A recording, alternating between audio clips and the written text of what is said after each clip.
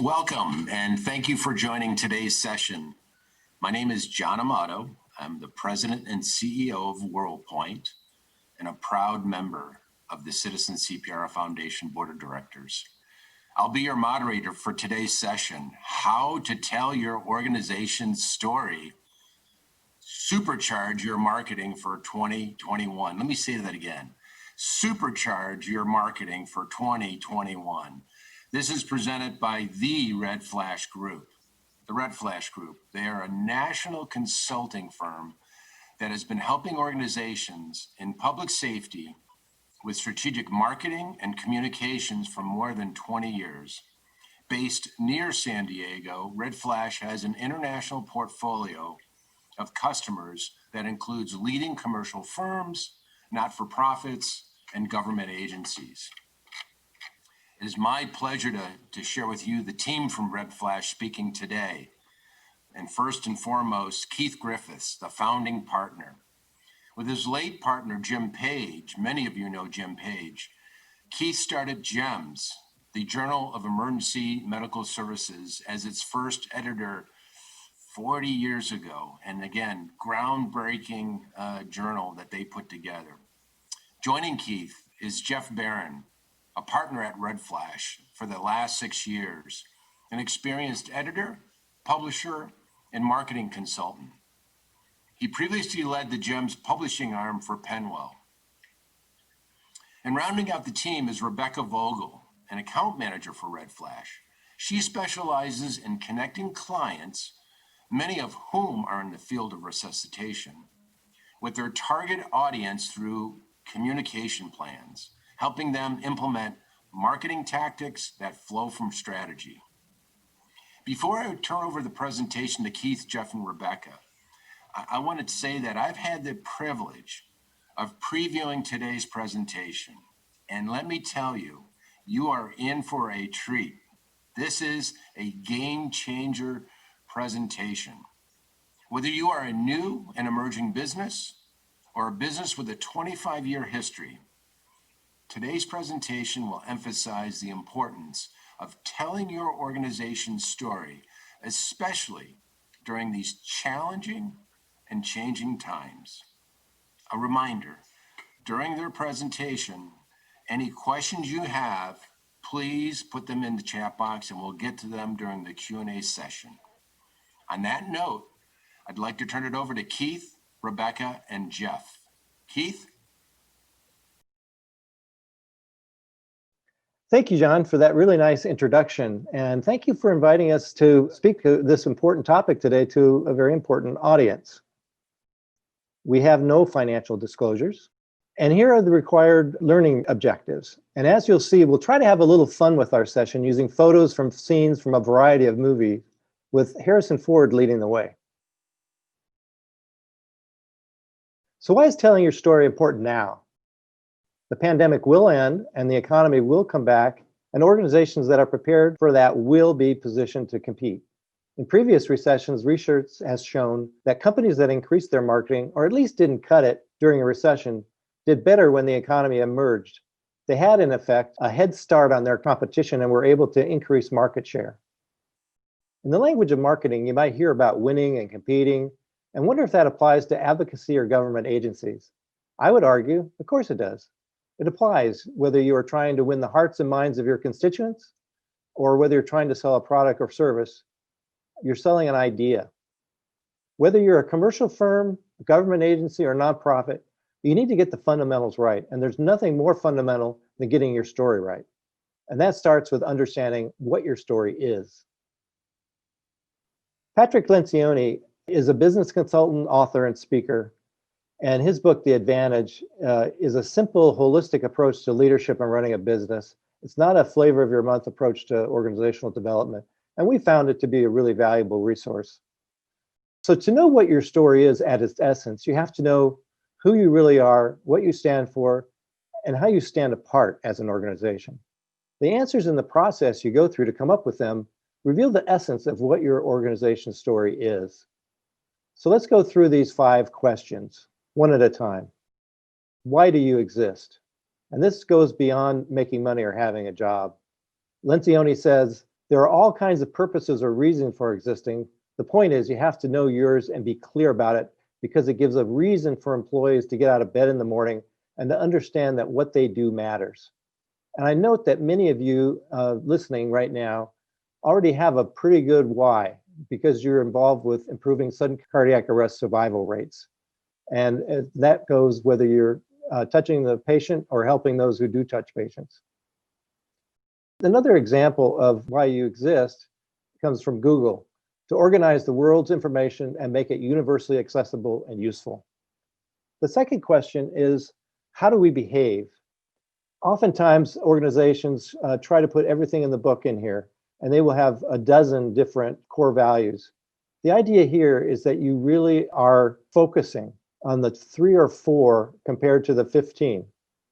This gives people clarity about what really matters.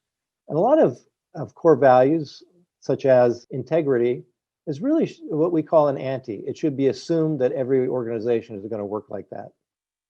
An example of core values to the Walt Disney Company is creativity and imagination, wholesomeness, and fanatical attention to detail.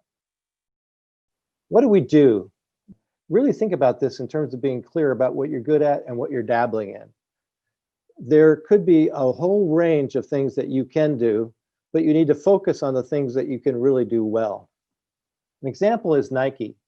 We design and manufacture athletic shoes, apparel, and equipment. Next question is, how will we succeed? Every company needs a unique set of strategies to help them in the market. What's unique about your offering that sets you apart? And then the last question is, what is most important right now? Lencioni will tell you that if everything is important, nothing is. This is something that we've done for the last 10 years, where we've had different goals that we measure, has really helped the RedFlash group move us ahead in our goals. So here's an example from us of how these questions and answering these questions play out. For RedFlash, we partner with great organizations to make communities safer and healthier. We behave by being genuine, invested, dependable, and with team success. And I should note that when we have our various team meetings, we go over this with our team members to give examples and to make them come alive in real life. What do we do? Our business definition: we provide strategic consulting, communication, and outreach execution. How do we succeed? With industry expertise and insights, strategic alignment, unique solutions.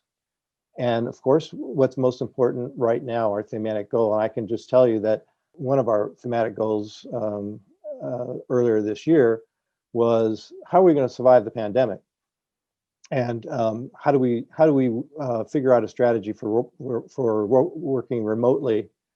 And what do we do when we don't have conferences, which is where we meet a lot of our customers? And one thing I can tell you that goes back to my earlier comment is that we decided early on to reinvest in our own marketing. So we spent a lot of time just doing that as well. So go through these questions, and these will reveal who you are and what your story is. So I had the opportunity as a freshman in college to be a member of a crew. And a great crew team has one goal: to get to the finish line in the shortest amount of time they can muster. And this means being in sync with their rowing team. Everybody is rowing together in rhythm. And you can have a lot of strong individuals, but if you're not in sync, you're not going to be able to do your best. And when sometimes something happens with a paddle coming out of the water, that's called catching a crab. And in the organizational world, this means having a consistent message that everyone in the company is telling. Your website, your collateral, how your employees present themselves, and how they live your story. One of my favorite quotes comes from Ralph Waldo Emerson. A foolish consistency is the hobgoblin of little minds. In case you may not know, a hobgoblin is a great word in its own right, has an evolving definition, but Emerson's take on it was as a mischievous little monster, and he meant it haunts our best intentions when you're not thoughtful about your efforts. And the key word in this quote is foolish. It's important to get your story right. When you demand consistency, be thoughtful about it and make it count. There's an example of a company that I know, and I'm friends with the CEO. And they're very consistent with how they behave. Their core values are caring, can do, and being genuine. And they're very consistent in everything they do around those values. One thing they're not consistent in is, and I talked to the CEO about this, is their signature lines on their email. Kind of interesting. You probably don't think about that when we say everything speaks, but a signature on your email is something that everybody does, and everyone sends out hundreds of them a day, if not more. And for his company, he has more than 60 employees. They all, within certain guidelines, have their own signature line, using different taglines, using the logo, talking about things that are important to them during the pandemic.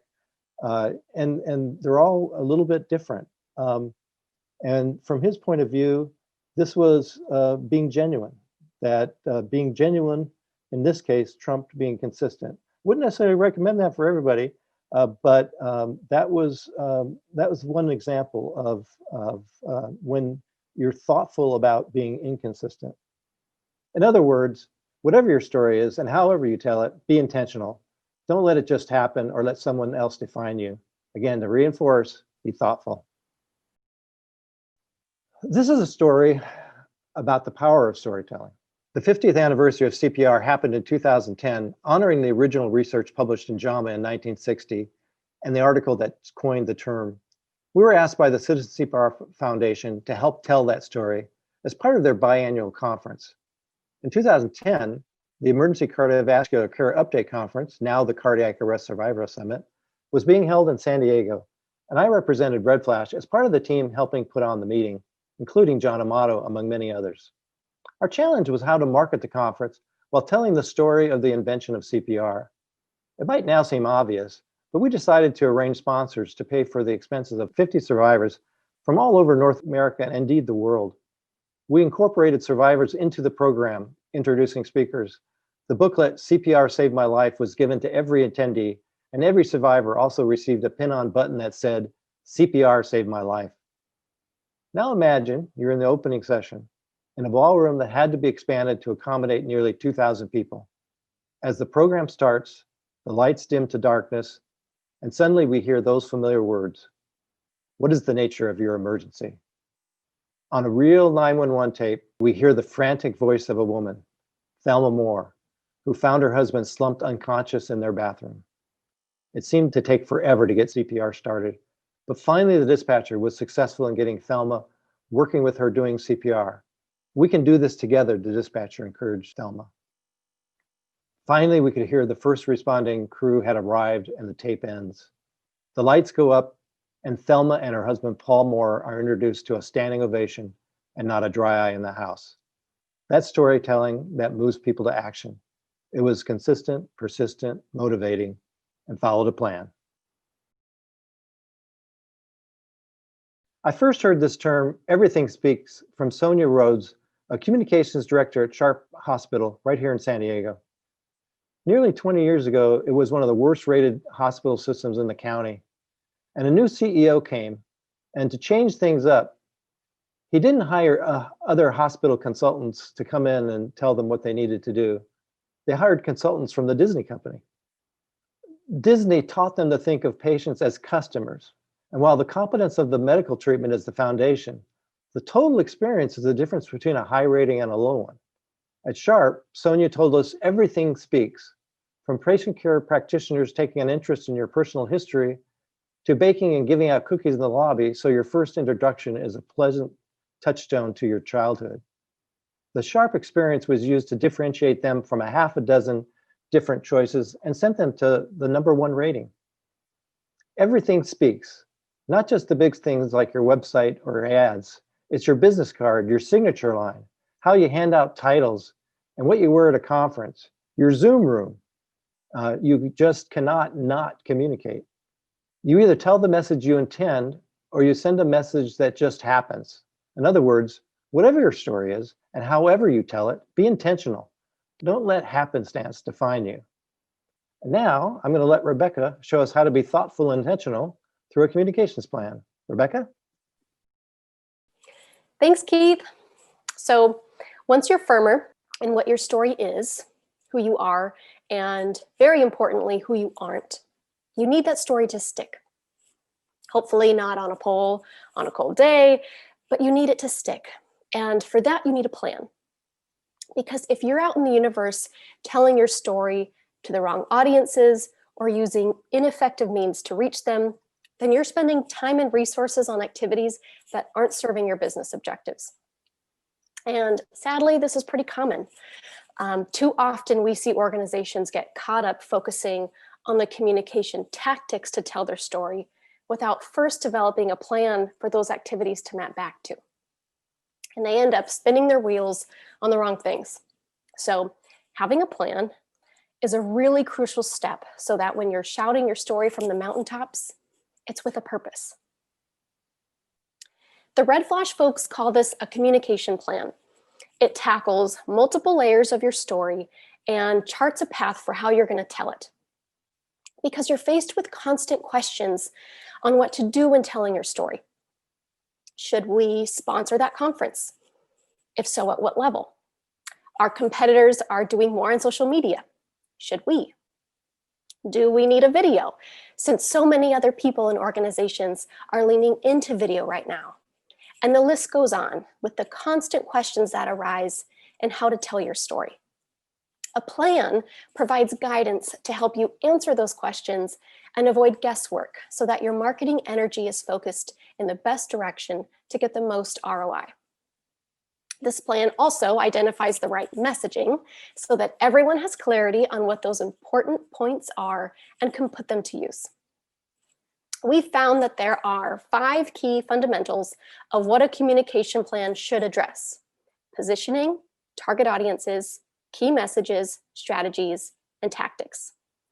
They often include more based on the nuances of where you're at, who you are, and what you're trying to accomplish. But at the very least, we find that they should address those key elements. So now we're going to Mr. Miyagi our way through those building blocks to give you a better idea of how to put one of these things together. And we're going to start with positioning.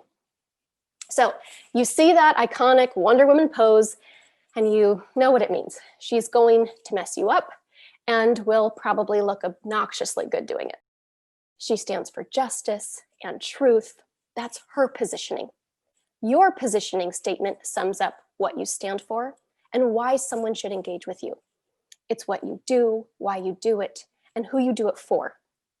Pretty much your reason for being in a few sentences. This statement isn't intended to be used verbatim, but it does serve as the backbone of all messaging you're going to develop around your story. A good way to look at your positioning statement is it's what you want people to say about you when you're not in the room. Okay, next, target audiences. Know your audience and care about them. Maybe don't order the meat lovers pizza at a vegan convention like in the cartoon. And similarly, you wouldn't use the same language or even address the same topics when you're with your mom versus your best friend versus your boss. That doesn't mean you change as a person or your values differ based on who you're engaging with, I hope, but appropriate topics to explore and the language you use in exploring those aren't going to be the same. And for good reason. To put it simply, your target audiences are the buyers and influencers of your products or services. They're the most important individuals or organizations with whom to communicate. And breaking those down to specify primary and secondary audiences is really helpful. Primary should focus on your various buyer audiences. Secondary could include buyer influencers, prominent industry groups or associations, and internal staff. Because yes, internal staff is also an important audience to consider, since they too engage with your organization in a unique way and perpetuate opinions about it. Each audience group has unique needs, preferred communication channels, habits, and desired actions from you. And it's really important to call them out in your plan and prioritize your efforts around the most important audiences for your business. Okay, key messages. Nude psychic readings and tax advice. Talk about an unlikely pairing of offerings. Would you hire this person or firm for either of those things? I hope you said no. So why not? Despite the catchy phrasing, I will give them that. It's just a little too unbelievable that anyone would be an expert at both of those things. Compelling messaging and messaging discipline is something many people and organizations struggle with. Sales says one thing, customer services says another, and sometimes marketing says something different altogether. And when all of those different messages are floating around, you lose your audience in competing narratives. So developing key messages that are reflective of your core offerings and superpowers is really important. And including those key messages in your communication plan helps to make sure your messaging is consistent. Unlike a positioning statement, key messages are intended to be public-facing, and committing to use them as a team is essential. So what does that mean? That means the elevator pitch your sales team uses, your press release boilerplate, the copy on your website, and everything in between are all aligned and connected. Sure, there's going to be variation depending on audience or medium, just like what we talked about with target audiences, but those core messages have to come through. And since every communication touchpoint is an opportunity, a first impression for a prospect, a re-engagement from a doubting customer, you have to make that opportunity count by reinforcing clear and consistent messaging. Okay, strategies. So strategies are long-term approaches that provide a 30,000-foot view of the most effective ways to meet outreach goals. Think big picture buckets of what needs to be accomplished. In The Wizard of Oz, Dorothy's objective was to get home. Her strategy was to find the wizard to help get her there. And how did she get there? The yellow brick road. That was one of her tactics. Tactics demonstrate how those strategies can be accomplished and put into action. They're essentially the tools we use to get the job done. In the case of Men in Black, one of their tactics was the mind eraser. And just like that was a key tool for them, you have to identify those for your story. And defining the difference between strategy and tactics is really important, and it's also something that confuses a lot of people. So let's explore another example in case ruby slippers or aliens aren't really your thing.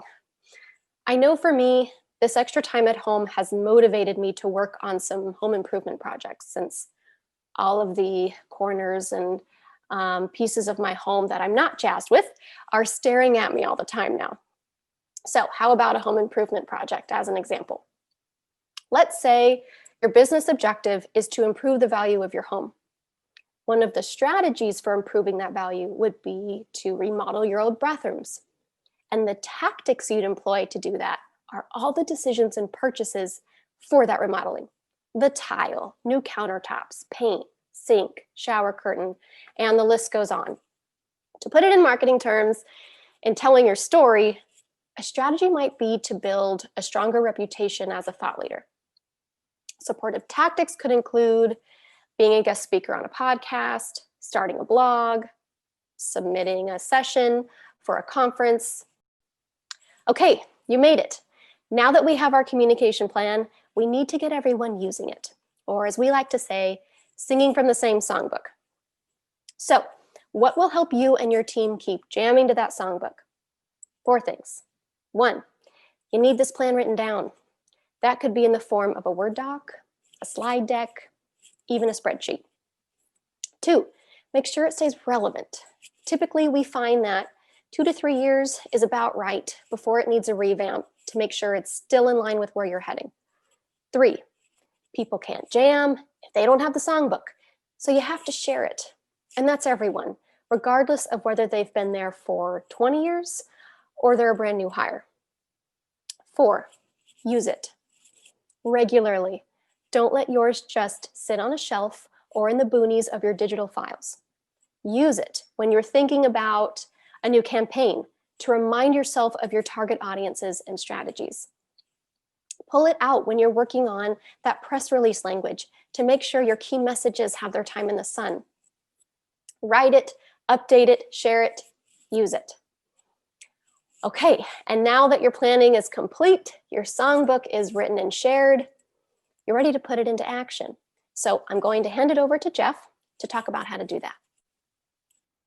Really good stuff, Rebecca. Thanks for that. And I'm going to start with a quote from this guy, Ferris Bueller. Life moves pretty fast. If you don't stop and look around once in a while, you could miss it. Arguably the world's greatest philosopher. And it's actually really relevant to what we're talking about, telling your organization's story, because you do have to stop, look around, and do what Keith and Rebecca both described, defining your story, and then coming up with a strategy and a plan. And then you still have to take a breath and take the time to tell your story to the world. And that's the part that I get to talk about right now. So we're going to focus on two approaches to telling your story that have particular success in the industries that we serve. Best of all, both these approaches are free. You just have to be willing to roll up your sleeves and do the work. Now, before we can get into that, we want to make the point that answering this question, how can I make them believe in me, is critical for both these approaches and really any marketing and communications you're doing in public safety. So both of these will address that question and help make sure that your customers and prospective customers can believe in you. So the first approach we're going to talk about with Ralphie here is to have someone else tell your story.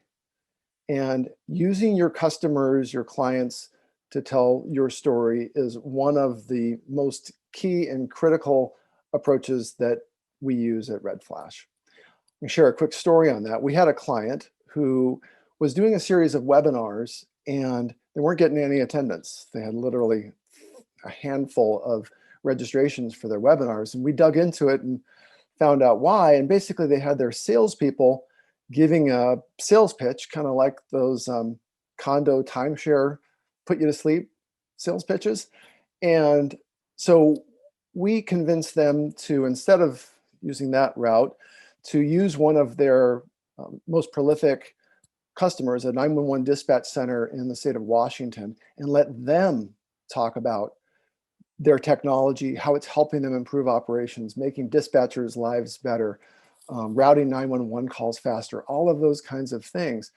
And by having the customer tell the story and being able to relay that to their peers out there, the result was they went from a handful of registrations for their webinars when they were telling the story to having hundreds of registrations and sales opportunities when they let their customers tell the story.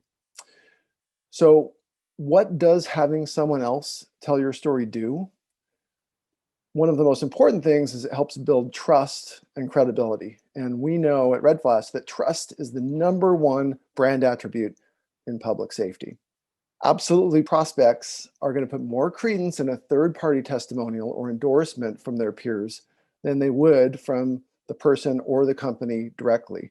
In fact, 89% of buyers say testimonials, endorsements, reviews, that type of content is what they rely on most. And you can probably think for yourself, your own experience, whether it's searching for something on Amazon or looking for a restaurant on Yelp, you're looking for, the feedback from your peers. I mean, yes, you'll look at what the company says directly, but being able to hear from others, their experience, is super valuable. And that's absolutely true in healthcare and public safety.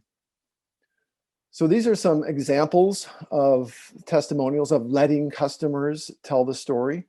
And one of the points here is, and one of our tips is to really make sure that it's authentic.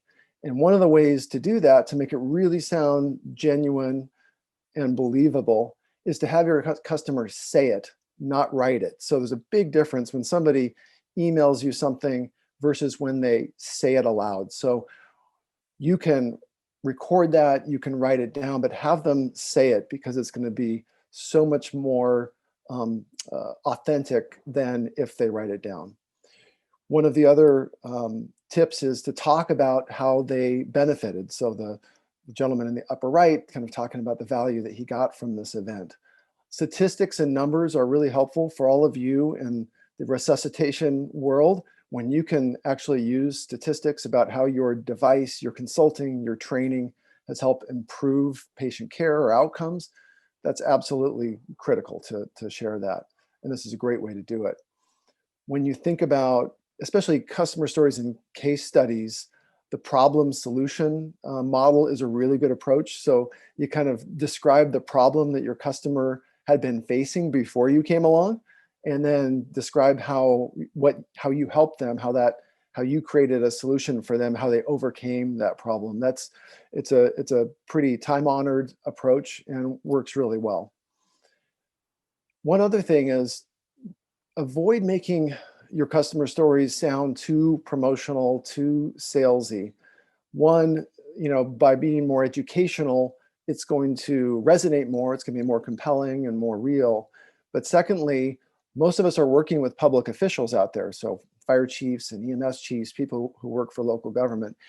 If it feels like an endorsement of something promotional and salesy, they're probably not going to be able to get approval to allow that. So making it educational is also going to give them the ability to say yes to using that customer story. And that's one thing we find is make it educational, and that'll help ensure that you can end up using that customer story.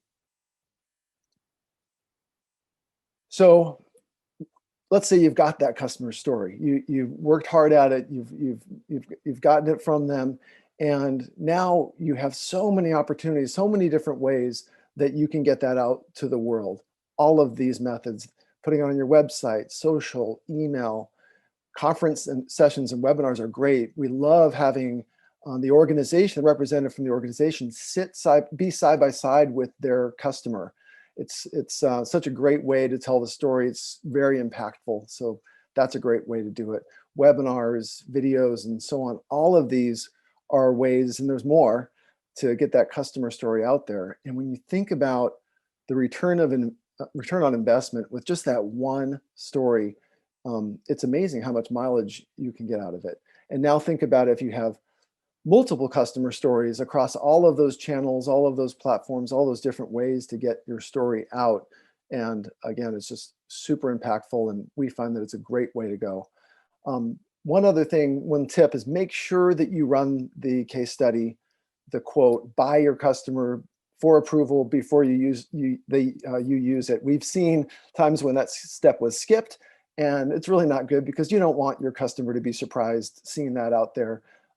Give them a heads up, get their approval, and they're typically thrilled to be able to have that out there to tell the story about how themselves or their agency is making improvements. So, but make sure you run it by them.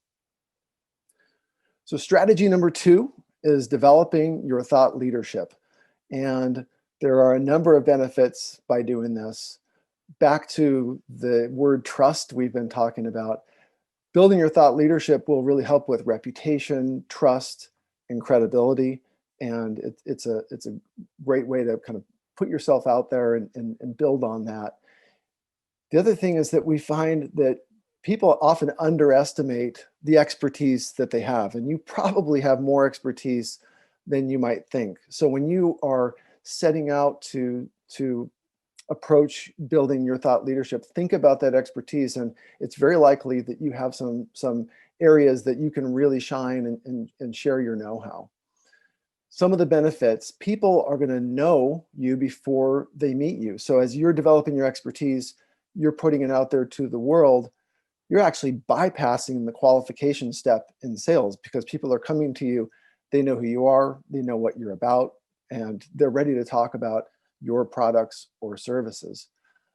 And that fact that prospects are coming to you is huge. Think about kind of the old model of just shotgun approach to just getting your message out there. You never know who's going to be coming to you. And so now you're kind of are going to be able to identify right fit customers because they're seeing your thought leadership, they know what you're about, and they're going to come to you, and more likely they're going to be the right fit for you, which means more opportunities to upsell, better retention.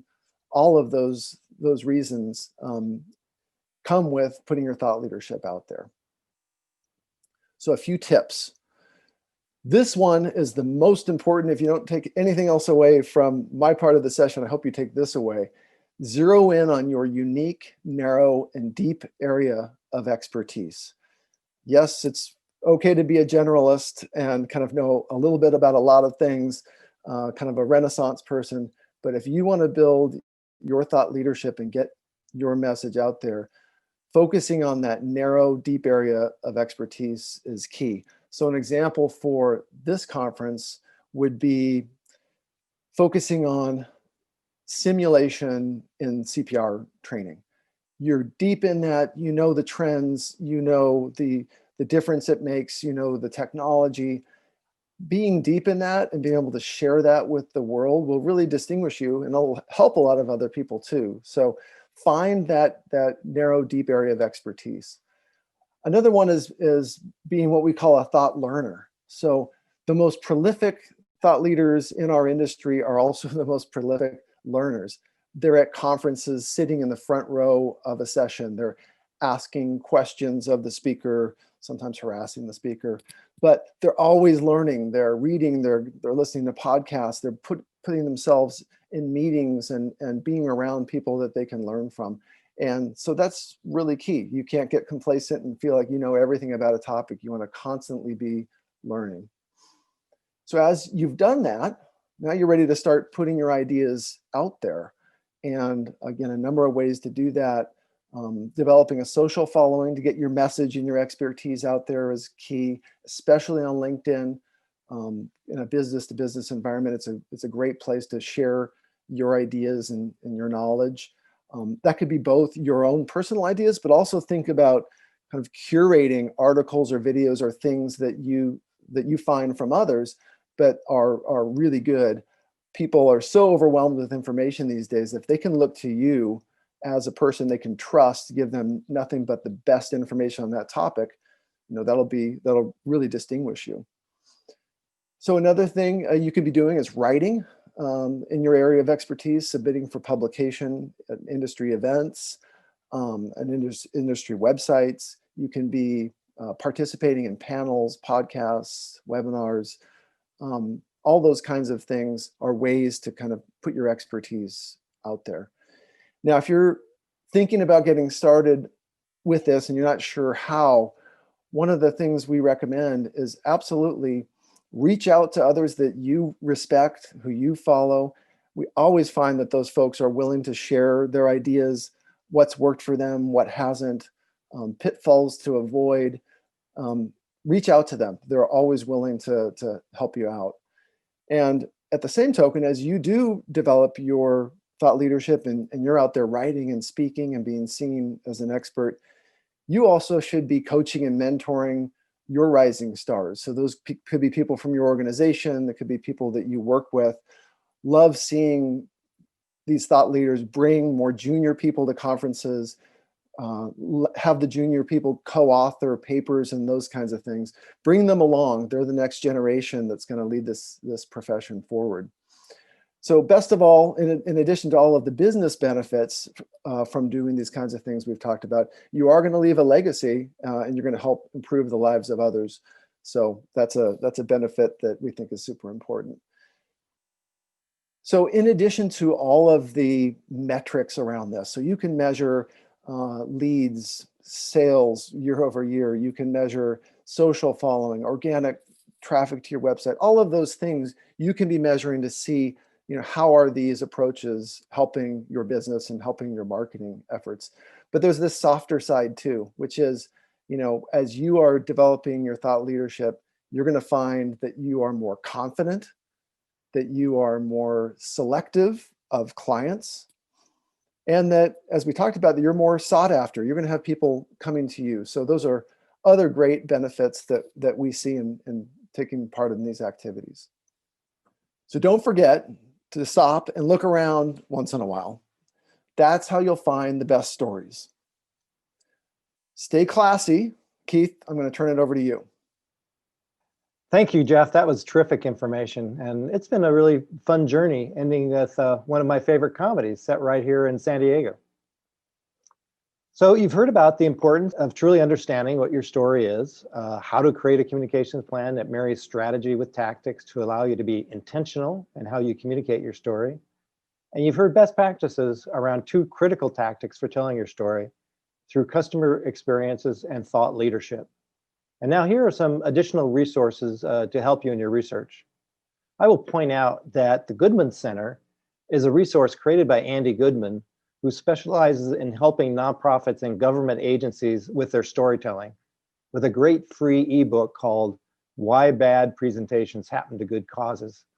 But it's really applicable to any organization, whether you're selling a product or an idea.